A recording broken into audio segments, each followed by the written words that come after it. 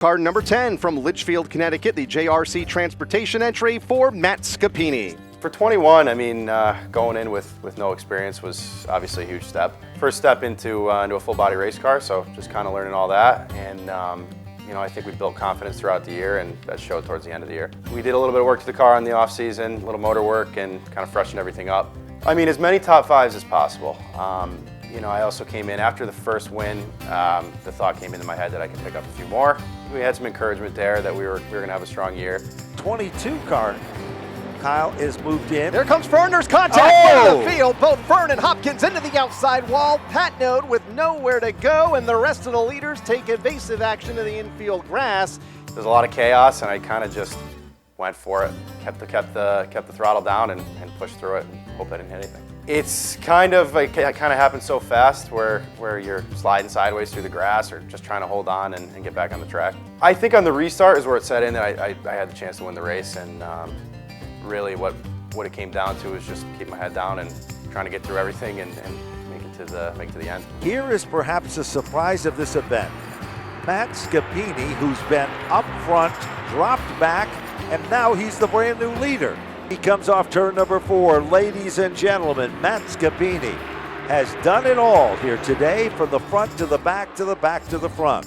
I think that was actually more exciting than the first one, to be honest with you. Our first race of the year, so we come in with a lot of excitement, a lot of hopes, and you know, crazy race. But at the end of the day, we got the job done, and that was kind of tone setter for the season. Alexandra Fern is in second. She gets tagged, bounces back across the racetrack, tries to guard the position.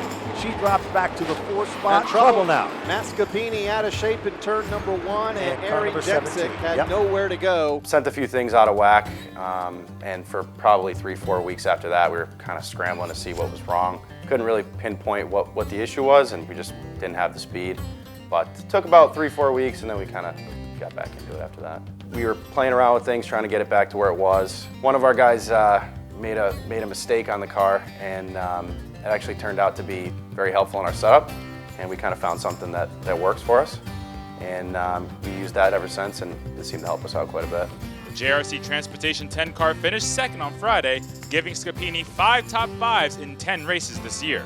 The difference between the fastest car and a mid-pack car in this division is only a couple tenths, and you know, over only 20 laps, it's tough to get up there. You know, without any cautions or anything, you really gotta get aggressive and move up as quickly as possible. But I liked it. I mean, the competition was great. Everyone, for the most part, raced clean, and you know, because everyone was pretty much close in the points. So what it comes down to is urgency at the beginning of the races and towards the middle. I tend to get a little complacent sometimes and sit back if something's about to happen, but I think what it comes down to is I think I just need to push a little harder. Lavoie has to be careful because Scappini will try to make a move on the inside after the 6 got wide off of turn 2. Looked like he may have tagged the wall off of turn 2 for Jeremy Lavoie in car number 6. Pilardi to pull away at the front of the field once again, building that lead back up to 6 or 7 car lengths over the new second-place driver of Matt Scappini. I mean, it felt good. It kind of felt like we were where we thought we'd be at the beginning of the year. A little frustrating with the runner-up finishes. I'd like to turn those into wins, but at the end of the day, you can't complain about top 5. So I think it was a good way to end the year. Kind of wish we had a little more consistency throughout the year, but I would say it's a good way to end it. I would say more positive than negative, for sure. Built on a strong rookie year, and I think I had a pretty good year, finishing top 5 in the points and picking up a win and tripling my top 5. So that's obviously an improvement.